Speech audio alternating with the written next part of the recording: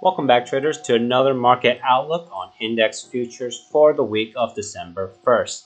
Now, I'm still out and about doing the Millionaire Miles challenge. I wasn't going to have a outlook for you guys, but lo and behold, I do have some time, so I figure I'll try to get one out to you guys before the week starts.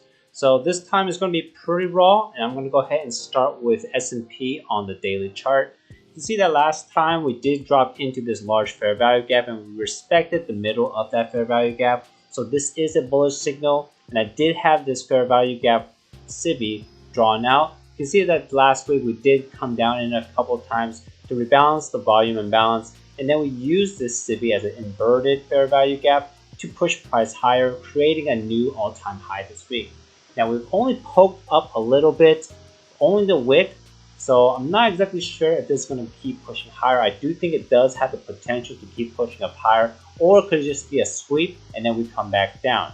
Now if we start going down below this swing low, below this fair value gap that was used as inversion, then and only then will I be looking towards this swing low down here for a sell side target. Of course, we do want to have price come down and then bump the inversion fair value again to use as resistance in order to help push it down here.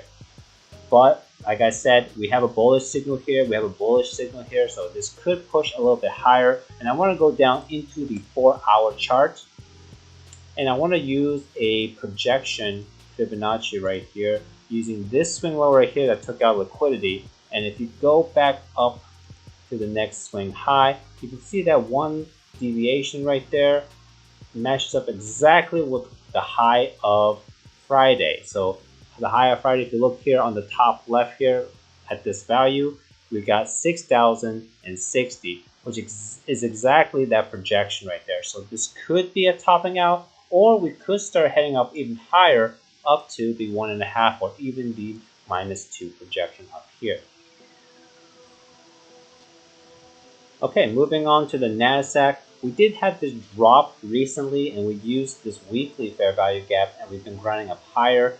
I've had this fair value gap drawn out as my last line of defense. So far, this has been respected. We did wick above it, but you can see that this was a pretty big indecisive day with large wicks, small body. You can kind of ignore it, but if you look at the last 3 days, you can see that we really respected half of that fair value gap. I'll zoom in a little bit closer for you to see. You can see that we pretty much stopped dead at the middle, and we respected all the bodies are in the lower half. So this could be a bearish sign saying that we are going to go down lower, but I wouldn't really bet on it unless we start taking out this swing low. At least then we have some sort of a market structure shift, and now if you aim for this swing low down here. Of course, if you do start seeing displacement, there are some sell side liquidity below here that looks pretty tasty. But just like S&P, we could start getting bullish. We could start taking out the previous all-time high if we start going above my last line of defense, and then maybe we come down and use it as support to bounce off of it and take out this all-time high, creating a new all-time high. That is certainly possible, considering I don't really show the dollar index, but if you take a look at the dollar index, you can see that we have swept the buy side liquidity and we are now heading lower. So of course the indices are inversely correlated with the dollar index, so that could also signal that we could be going up higher. But I really want to see price bust through up here and then use this last line of defense fair value gap as support to go and create a new all-time high. Otherwise, I want to just keep my eye to see if it's going to be resistance or if it's going to bust through. Because we could go either direction now, and it is the first month, it is the last month of the year, so we may not get a lot of good price action. It could just be chopping up and down.